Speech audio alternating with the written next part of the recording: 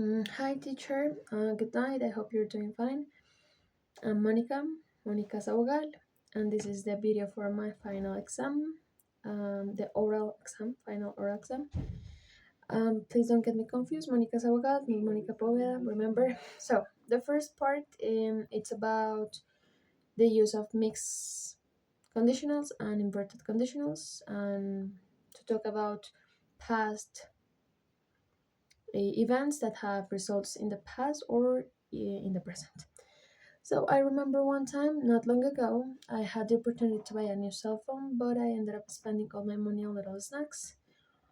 So the money came to me as form of payment for some freelance English lessons that I gave. I started putting off the time to buy the cell phone. I would have a new cell phone right now if I hadn't spent the money on little treats. However, and funnily enough, closely related to this, I did buy something that I needed. I had been buying um, pairs of cheap wired earbuds that broke easily. So I saved up to buy a pair of Bluetooth earbuds um, that I wanted. I wouldn't have bought a decent and reliable pair if I kept buying cheap pairs of earbuds. So yeah. I've been working as an English teacher for about 13 months, I think. But before working as a teacher, I worked as a customer service representative for a financial institution.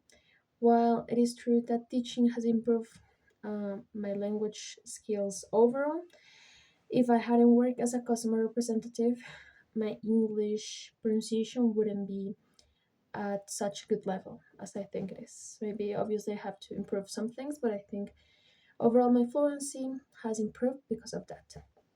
And also the last part, well, I always wanted to study at Universidad Nacional, but I wasn't accepted because I didn't pass the admission exam. So I started to study here at the UPN. Nevertheless, I wouldn't leave UPN if Universidad Nacional had accepted me into their program. So yeah. Now, the second part is about the 10 examples with paired conjunctions. So, with different paired conjunctions. So, these are the examples that I came up with. I had neither prepared lunch nor packed my dinner when I finished my homework. Not only was I late for school, but also the bus broke down. Both my mom and my brother were exhausted from being at the emergency room all night long. Either you do your homework or go to bed. I won't say it twice. No sooner had I arrived to my house than my mom asked me to do the dishes. The more I keep watching movies, the less time I'll have for my date with Mike. Jenna had hardly quit smoking when she was gifted a pack of cigarettes by her coworker. My boyfriend isn't as boring as yours. The bus fares are getting so expensive that I won't be able to come to class.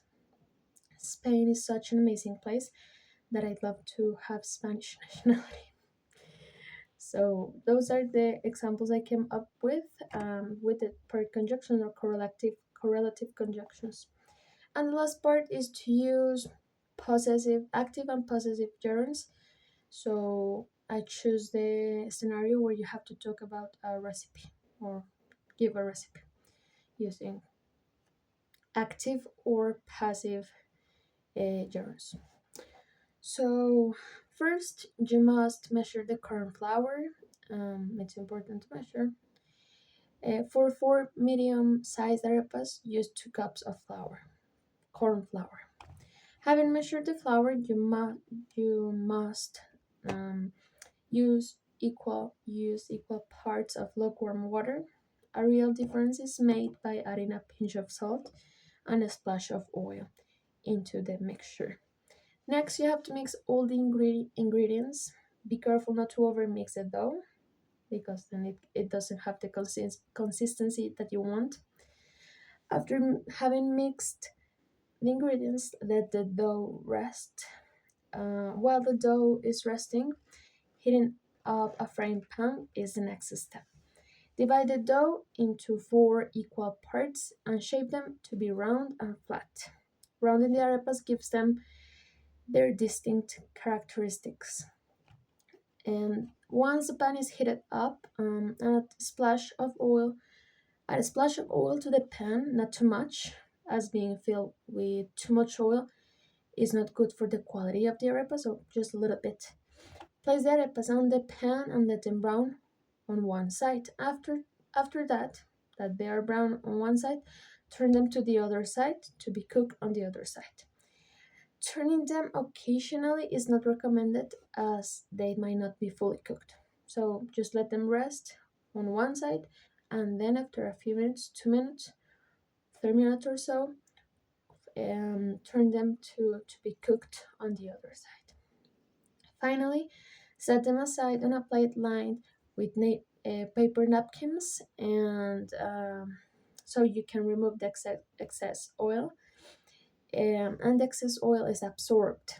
Ingesting excess cooking oil is not recommended. But yep, that is the recipe, and that is the last part of the exam. So I guess that's it. Thank you so much for listening, teacher, and I hope you have an amazing uh, rest of your night and week. Remember, Monica Sabogal, not Monica Boveda. Bye, take care.